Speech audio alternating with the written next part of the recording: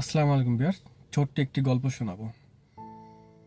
কোনো এক রাজ্যের রাজার কোনো পুত্র সন্তান হইতেছিল না। তার যে বিশাল সাম্রাজ্য সামলাবে তার জন্য সে অনেক পূজা পাঠ করলো। একজন পণ্ডিতকে ডাকা হইল।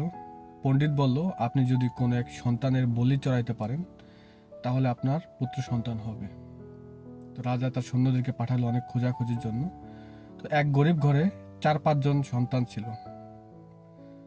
সেই 4-5 জন সন্তানকে লালন পালন করা তার পক্ষে অসম্ভব হয়ে গেছিল প্রায়। তো সেই টাকা পয়সার জন্য তার ওই সন্তান যে মা বাপ ছিল ওই রাজার কাছে টাকা পয়সার জন্য বিক্রি করে দিল। তো পণ্ডিতের সামনে নিয়ে আসা হলো, সব পূজা পাঠের জন্য সব রেডি হয়ে গেল।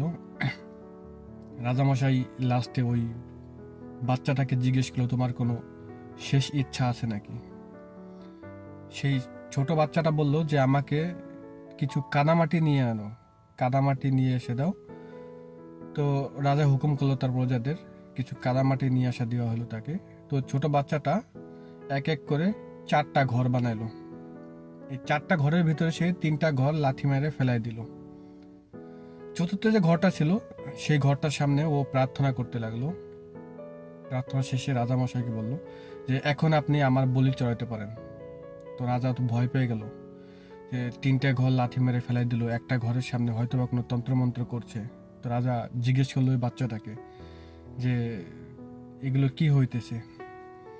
তো ওই বাচ্চাটা বলল যে এখানে যে 4টা ঘর বানাইছি, প্রথম ঘরটা যে লাথি মেরে ফেলাই দিয়েছি ওটা ছিল আমার বাবা মায়ের ঘর, যে তারা সামান্য টাকা পয়সার জন্য আমাকে আপনার কাছে বিক্রি করে দিল। দ্বিতীয় ঘরটা ছিল আমার আত্মীয় স্বজন পাড়া প্রতিবেশী, যে তারা এইগুলো দেখেও তারাও কিছু বলল না। তৃতীয় ঘরটা ছিল আপনার, আপনি তো এই রাজ্যের রাজা, আপনার তো দায়িত্ব এই রাজ্যের যত সব লোকজন আছে তাদের সকলের রক্ষা করা। আপনিও আপনার নিজের খুশির জন্য, নিজের রাজ্য বাঁচানোর জন্য অন্য যান কোরবানি করতে আপনি তুলে উঠতেছেন। তো তৃতীয় ঘরটা আপনার ছিল। চতুর্থ ঘরটা ছিল হচ্ছে গিয়ে উপরওয়ালার। আমি তার কাছে প্রার্থনা করলাম যে কেউ তো আমার পাশে দাঁড়ালো না, কেউ তো আমাকে সাহায্য করতে আসলো না, এবার তুমি দেখো, তোমার কাছেই হাত জোড় করলাম। তো রাজা অনেক চিন্তা ভাবনা করার পরে রাজা কিছুটা ভয় পেয়ে গেল।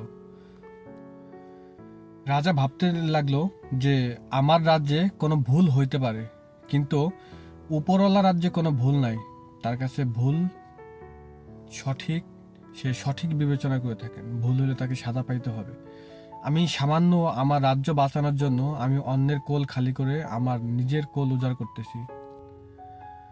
তো রাজা ওই সন্তানটাকে ডেকে তার বুকে আগলে নিল এবং সে পরবর্তী রাজকুমার ওই ছেলেটাকে ঘোষণা করলো। তো এই ছোট্ট একটা কাহিনী থেকে এইটাই বোঝা যায় যে দুনিয়ার সামনে সেজদা করাতে কোনো লাভ হবে না, সেজদা একমাত্র উপরওয়ালারই করতে হবে, সে সঠিক বিচার করে দেবে। তো আমাদের সকলকেই উপরওয়ালার প্রতি ভরসা রাখতে হবে, সে কিছু না কিছু আমাদের জন্য ভালো কিছুই রেখেছে। তো ভিডিওটি ভালো লাগলে শেয়ার করবেন।